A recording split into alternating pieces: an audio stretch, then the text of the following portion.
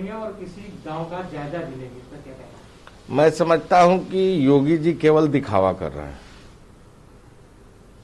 जो इंतजाम उनको अभी भी करने चाहिए उससे पूरी तरह मरहूम है। विधायकों ने तो अपनी विधायक निधि दे दी, तमाम सामाजिक संगठनों ने सरकार की मदद की, अस्पतालों को पूरी तरह सुव्यवस्थित करने में अपना पूरा मदद किया। लेकिन मुख्यमंत्री जी बताएंगे कि सरकार से कितने रुपए उन अस्पतालों के सुदृढ़ीकरण के लिए या जो भी इक्विपमेंट हो या जरूरत की चीजें हों उसके लिए कितना धन उन्होंने जारी किया है। केवल दिखावा, लोगों के बीच में जाकर फोटो खिंचवा लेना, इसके अलावा मुख्यमंत्री जी को कोई अभी काम नहीं बचा है। वैक्सीनेशन जो सबसे अचूक मंत्र है, अब तक मात्र 4.25% ही उत्तर प्रदेश के लोगों को लग पाया है। 23 जनपदों में मात्र 18 से 45 वर्ष के लोगों को वैक्सीनेशन की व्यवस्था है, और बाकी जो बचे हुए लोग हैं अन्य जनपदों के, उनके लिए क्या व्यवस्था है उत्तर प्रदेश जानना चाहता है। सरकार केवल हेडिंग मैनेजमेंट और दिखावे में मशगूल है। आम आदमी से सरकार का कोई लेना देना नहीं। सर, आज देश के ताजा कोविड के मामले 2,60,000 के आसपास हैं और 4,000 के करीबन मौतें हैं। मैं समझता हूं कि मृत्यु दर जो तेजी के साथ बढ़ रहा है, अपने आप में एक चिंताजनक स्थिति है। गांवों में अभी भी RT-PCR की जांच नहीं हो रही। जो तात्कालिक जांच है बस उसी जांच को करके रेंडमली जांच करके यह अनुमान लगाया जा रहा है कि कोविड है कि नहीं है। जब तक RT-PCR की जांचें नहीं होंगी, क्रॉस ट्रेसिंग की व्यवस्था नहीं होगी और ज्यादा से ज्यादा कैंपों लगाकर उस गांव के सुरक्षा हेतु बड़े पैमाने पर कार्यक्रम नहीं चलाया जाएगा, तब तक मैं समझता हूं कि इस लड़ाई से हम जीत नहीं सकते। सर, कल डीएम से वर्चुअल मीटिंग थी प्रधानमंत्री की, तो उन्होंने डीएम सभी डीएमओ से कहा कि कोविड तब तक हमारे लिए चुनौती बना है जब तक वो छोटे पैमाने पर भी मौजूद है, हमें उसको एकदम खत्म करना है। प्रधानमंत्री जी जब समय था तो चुनाव में व्यस्त थे। वैक्सीनेशन देश के लोगों को होना चाहिए तो दूसरे देशों में भेज दिया वैक्सीन। आज जो संसाधन जुटाने थे उसके बारे में कोई जवाब नहीं। PM केयर फंड के बारे में सरकार के पास कोई जवाब नहीं। तो केवल और केवल प्रधानमंत्री जी इवेंट मैनेजमेंट में लगे हुए हैं। देश के लिए जो कार्य करने चाहिए, मैं समझता हूं कि इनका चेहरा देश की जनता के सामने खुल चुका है, बेनकाब हो चुके हैं प्रधानमंत्री जी से जो भेंट ममता बनर्जी की हुई थी कोविड की मुलाकात को लेकर, उसके बाद उन्होंने कहा कि मैं अपमानित महसूस कर रही हूं और हमें बोलने ही नहीं दिया गया। मैं समझता हूं कि जिलाधिकारी किसी भी प्रदेश के लिए, जनपद के लिए सर्वोच्च नहीं हो सकता।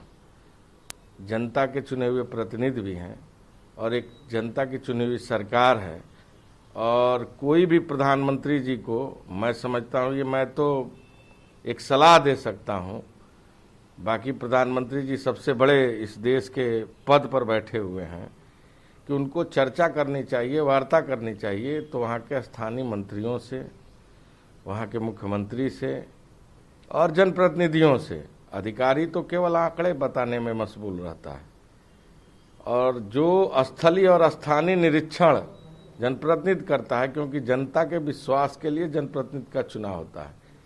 तो जो ममता बनर्जी जी का कथन है, निश्चित तौर से अधिकारियों को बजाय प्रधानमंत्री जी को, मुख्यमंत्री जी और वहां के मंत्रिमंडल और विधायकों से बात करना चाहिए था। सिंधु बॉर्डर पे कोविड फैला हुआ है, कोविड से 2 किसानों की मौत हुई है, तो भारतीय किसान यूनियन ने कहा है कि फिलहाल यह आंदोलन टाल देना चाहिए। चूंकि आंदोलन करने वाले लोग वहां पर बैठे हुए हैं, चाहे वो सिंधु बॉर्डर पर हो, गाजीपुर बॉर्डर पर हो, वो लोग आपस में चर्चा कर रहे होंगे और वो जो निर्णय लेंगे वो अपने आप में उनके लिए अच्छा ही होगा। पश्चिम बंगाल में बीजेपी के अर्जुन सिंह को सीआईडी ने नोटिस भेजा है और 25 मई को कोलकाता में पेश होने के लिए कहा। देखिए, ये तो चुनाव खत्म हुआ है, सरकार हारी है, तो खिसियाइल बिल्ली खंबा नोचे, वही हालत और आलम है इस सरकार का, भारतीय जनता पार्टी का।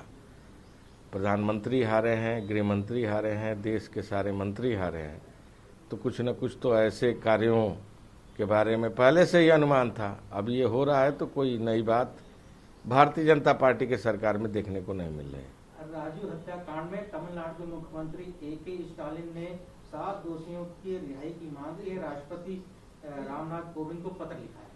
देखिए, कल उत्तर प्रदेश में मैं बाराबंकी जा रहा था, हमारे साथ पीएल पुनिया जी थे, नसमुद्दीन सिद्दीकी साहब थे, जो हमारे पूर्व विधायक हैं अमेठी के श्री राधेश्याम जी, वो जा रहे थे। जिस तरह सरकार ने दमनपूर्ण रवैया अपनाया, हम लोगों को रास्ते में रोक दिया गया।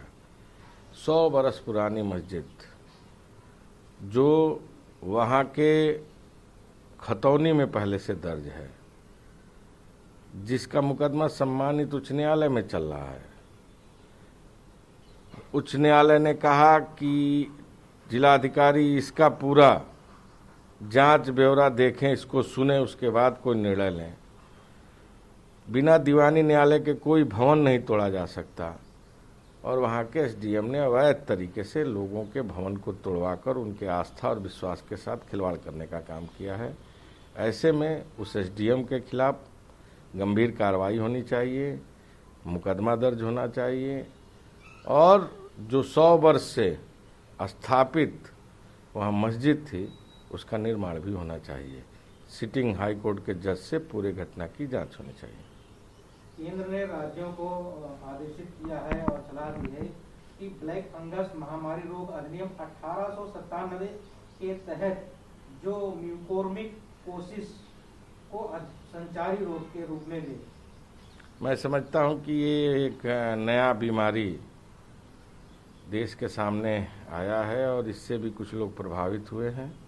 इसके रोकथाम और उपाय की प्रॉपर व्यवस्था विशेषज्ञों से बातचीत करके फौरन उठाया जाना चाहिए। सर, कोविड का जो एरोसॉल प्रमुख संचरण है वह करीबन 10 मीटर तक की चल सकता है, यात्रा कर सकता है। सरकार ने ये नए दिशा निर्देश जारी किए, मतलब 10 मीटर, अगर संक्रमित आदमी से वो 10 मीटर तक के उसके जो सिम्टम्स हैं वो जीवित रह सकते हैं और हवा नहीं चल सकता।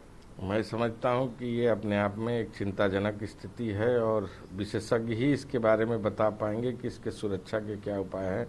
वैसे ज़्यादा दूरी बनाकर रहना, मास्क पहनना और समय समय पर हाथों को धुलना, ये जो सबसे ज़रूरी कदम है, और ख़ासकर गर्म पानी से लेकर तमाम जो गाइडलाइन जारी हुए हैं उसका पालन करना चाहिए। टूल किट मुद्दे पर कांग्रेस ने गूगल से कहा है कि जेपी नड्डा, स्मृति ईरानी और अन्य के जो ट्विटर हैंडल हैं उनको निलंबित करें, बंद करें। मैं समझता हूं कि जो भारतीय जनता पार्टी के बड़े नेताओं का कृत्य है, राष्ट्रीय अध्यक्ष जैसे सरीखे लोग इतनी छोटी और ओछी हरकत कर सकते हैं, यह देखकर अपने आप में एक चिंतनीय विषय है। मुकदमा दर्ज हुआ है, कार्रवाई होनी चाहिए।